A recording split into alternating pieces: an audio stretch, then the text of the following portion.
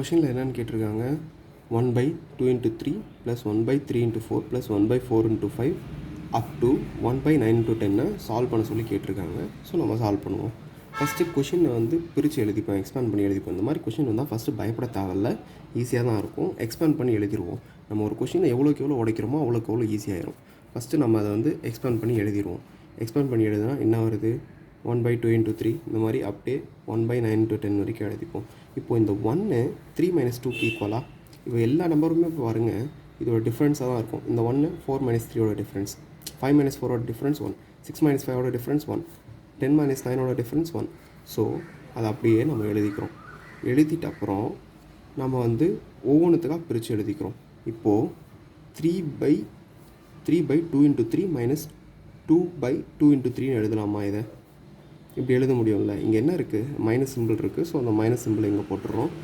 இங்கே டினாமினேட்டர்ஸ் ரெண்டும் சேமாக இருக்குது. அப்படின்னா இதை வந்து இந்த மாதிரி வந்துடும் நம்ம மாற்றி எழுதுகிறப்போ. ஸோ நம்ம இப்படி எழுதிக்கிறோம். அதே மாதிரி எல்லா ஃப்ராக்ஷனும் நம்ம உடச்சி எழுதிக்கிறோம். உடச்சி எழுதிட்ட அப்புறம் இப்போ நம்ம அடித்து கொடுக்குறோம். இப்போது இந்த 3யும் 3யும் கேன்சல் ஆகிருமா, 2ம் 2ம் கேன்சல் ஆகிருமா, 4ம் 4ம் கேன்சல் ஆகிருமா, 3யும் 3யும் கேன்சல் ஆகிருமா. அப்படியே கேன்சல் பண்ணிட்டு வந்தோம்னா நமக்கு என்ன கிடைக்கும், இந்த மாதிரி கிடைக்குமா? இந்த இடத்துல 1 இருக்கும்ல, 1/2 - 1/3. இங்கே பாருங்கள், 1/2 - 1/3, 1/3 - 1/4. இங்கே கொஷினில் இருக்கிறது இங்கே மல்டிப்ளிகேஷன் பதிலாக நமக்கு மைனஸ் போட்ட மாதிரி கிடச்சிடும். ஸோ அதை வந்து ஃபுல்லாக எழுதிக்கிட்டோம். இப்போ இன்னும் ரொம்ப ஈஸியான ஸ்டெப் தான். இங்கே பாருங்கள், ப்ளஸ் இருக்கிறதுனால இந்த ப்ராக்கெட்ஸ் எல்லாம் நம்ம கன்சிடரே பண்ண வேணாம். இப்போ அடித்து கொடுக்க ஆரம்பிப்போம். இங்கே -1/3, இங்கே +1/3, -1/4 +1/4, -1/5 +1/5, -1/6 +1/6. இந்த மாதிரி மாற்றி மாற்றி மாற்றி மாற்றி அடிச்சிட்டோம்னா நமக்கு ரிமைனிங் இருக்கிறது 1/2 - 1/10. அதை வந்து நம்ம சால்வ் பண்ண போகிறோம். இப்போ 2க்கும் 10க்கும் எல்சிஎம் எடுத்தால் என்ன வரும், 10 வரும்.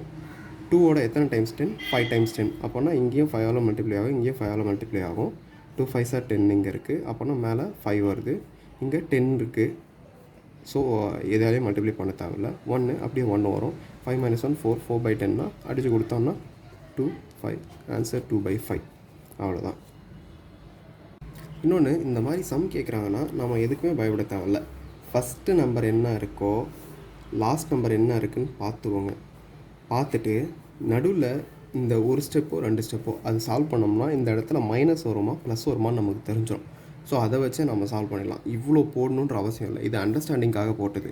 ஃபஸ்ட் என்ன இருக்குது, லாஸ்ட் என்ன இருக்குதுன்னு பார்த்துட்டு இந்த இடத்துல ப்ளஸ் வருமா மைனஸ் வருமானு சொல்லி ஒரு ஸ்டெப்போ 2 ஸ்டெப்போ போட்டு சால்வ் பண்ணோன்னா நமக்கு தெரிஞ்சிடும். அதை வச்சு நம்ம ஆன்சர் போட்டுடலாம்.